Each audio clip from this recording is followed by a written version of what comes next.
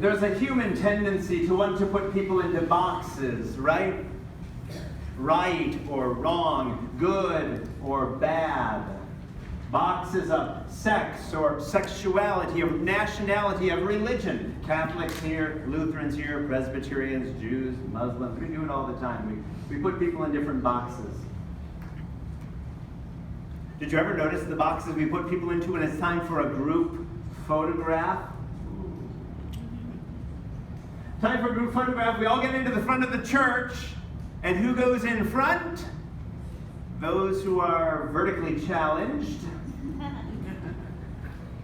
With those in the back who are less vertically challenged. The tall ones in the back, the less tall ones in the front. Did you hear today's gospel? It's the story of a man named Zacchaeus. Where was he in the photo? Was he in the back or was he in the front? He was in the front. Because, as the gospel tells us, he was short in stature. And some of us can identify with that, amen?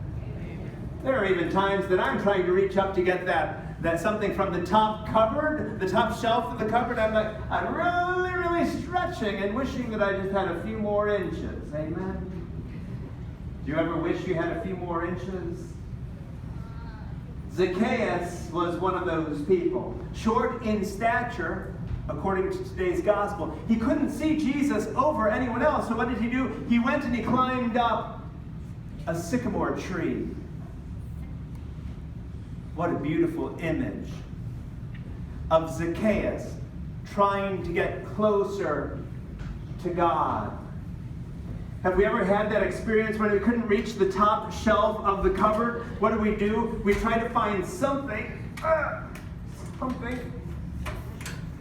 to be able to get a little closer, or a little closer. And that's what Zacchaeus did in today's gospel. Zacchaeus made that effort to get closer to Jesus. What are you doing in your life to get closer to Jesus? Because if you just take one step, Jesus will meet you the rest of the way. If you just take one step closer, today's gospel tells us he comes to meet us. Regardless of who we are, which box we find ourselves in sometimes by other people. Because they were saying, Jesus, my God, he went to have dinner with a sinner. And isn't that how Jesus is? If we take the first step, he comes the rest of the way. Shall we sing it together?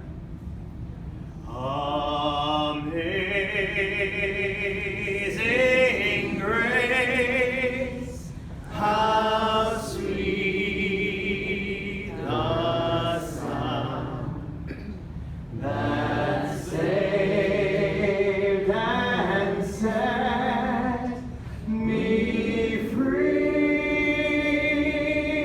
Have you heard the story of that song? It was written by a man named John Newton. Not to be confused with Olivia Newton-John. John Newton was a slave trader.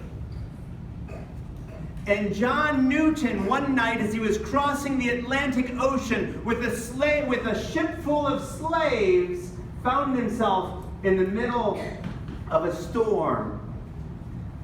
And suddenly he started thinking about his life and his legacy. And according to the story that's told, it was that night that he turned his life around and took that one step closer to Jesus. Oh.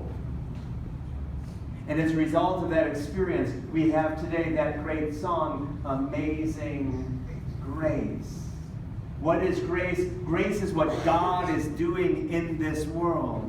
Today's first reading from the Book of Wisdom says that even though the universe is like a grain of wheat in God's hand, God has mercy and compassion on all of creation. God isn't blowing us away.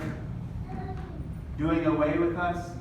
God is taking care of us, regardless of who we are or what we've done in life.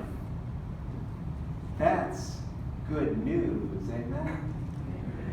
Which is why John Newton, when he realized the amazing grace that regardless of how he had lived his life, that God was still there, it was at that moment that John Newton decided to take one step closer to God. Zacchaeus took that step as well. What are you doing in your life to get closer to God and to help others get closer to God as well? Isn't it true that there's a human tendency as well that when someone starts to get closer to God, some of us tend to try to pull them down? Oh, look at her going to Bible study. Goody two-shoes. Why would we not encourage a person like that? Why would we not encourage those who are trying to take a step closer to God in their lives? Sisters and brothers, Jesus says in today's gospel that he comes to seek out the lost. Let's take a look at all those people we're going to be meeting this week to see how it is that we might be the hands of Christ, seeking out those who may not feel God's love or the love from others in the same way. Shall we sing it together?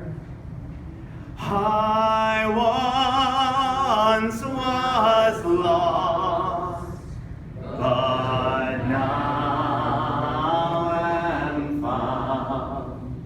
Was blind, but now I see. Brothers and sisters, as we celebrate All Souls Day this week, as we celebrate all those who've gone before us, who've made us who we are, let us open our eyes and see how it is that we, like they, might take another step in our relationship with God so as to one day share with them in God's kingdom. Let us stand and pray.